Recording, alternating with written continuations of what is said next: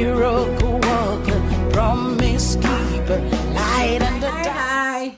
Yet another edition of Eva Talk. Last week we discussed about effective communication with our children, of which we couldn't finish. We talked about importance of having effective communication at home. We also talked about being a good listener. We talked about validating the feelings of your child whilst communicating. We're going to continue today's one before I go on, let me say hello, good morning, good afternoon, good evening to each and everyone who is watching me, and thank you for those who have subscribed to our YouTube channel, and those who are not able to subscribe, you are also welcome to subscribe. We thank all of you for your good comments and the opportunity given to us again to come to your homes today. Today's communication we are going to talk about is a continuation from last week, what we discussed. Today we are going to talk about praising our words when we are talking to them. When I say praise your word, what does it mean? Not say singing praises or saying anything special, but when we are talking, if they make a good comment, if they give a good point, let them know that you value the point that they've brought about. You are interested in what they are talking to you about. Whatever they are doing, you love to know. So if it makes them feel happy, it makes them feel comfortable to bring more. So that's where the praise come in. Let's thank you for just a comment. This one that you said. Let's say when we are talking and he or she says, "Oh, mommy, this and that," and you think it's a good point. Let the child knows that he has said something sensible, something good, and you appreciate it. After you have given the child a praise for him or her to feel important, whilst the communication is still going on, you can do things together. Let's say we cannot just sit and talk, it will be boring. So whilst we are talking, we can also do something along whilst we are talking, not to make it so boring. Along the talking or along our conversation, we can stop and have a cup of tea. And over the cup of tea, we can start our communication again. You invite him, or you can say, "Oh, maybe Ben or Grace, can you give me a cup of tea?" Then you give him the gap to breathe. Because whilst you continue on and on and on, it becomes boring. And even some of the important things you want the child or the teen to know or understand, they will not even hear.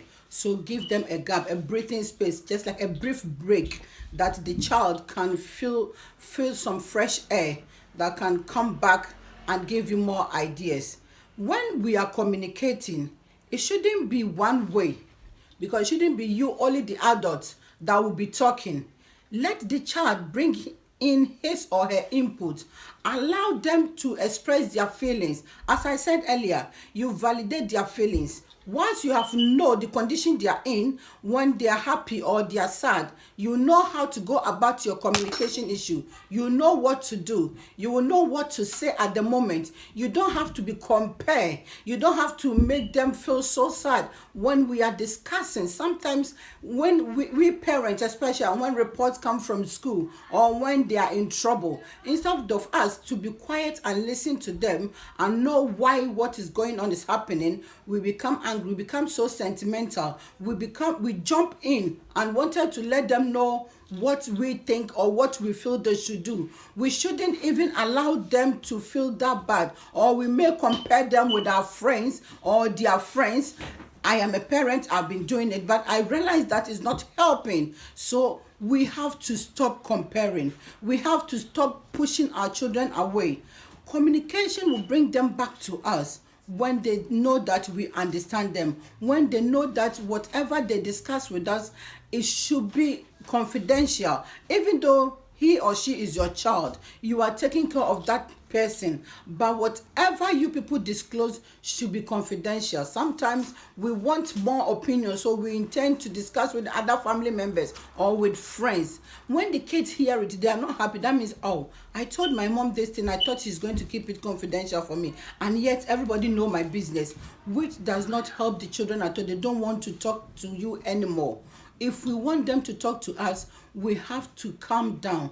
We have to learn how to put measures in places. We need to understand them. We need to know that they are also growing, they are changing, especially the teens. Their body and their mind, everything is changing from a child to a young adult. So we should give them space, we should give them time, we should understand them. Especially some of them will not even want to talk about it at all. They'll be in their bedroom. Sometimes I just barge into their bedroom and say, what are you guys doing? I go and sit with them. Sometimes I invite them into my own room. We talk, what is going on, what do? We share ideas. That is communication. So as parents, we need to learn. If you don't even know what to do, ask somebody.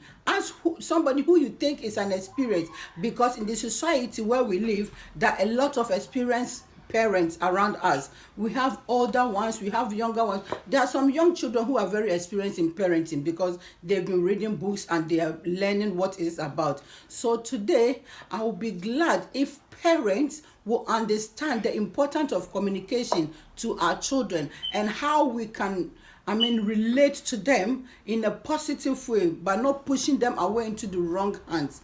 I thank each and everyone for listening to today's program. And I thank each and everyone for subscribing. Those who have not been able to subscribe, you are welcome to subscribe. And God bless each and everyone who is listening to me.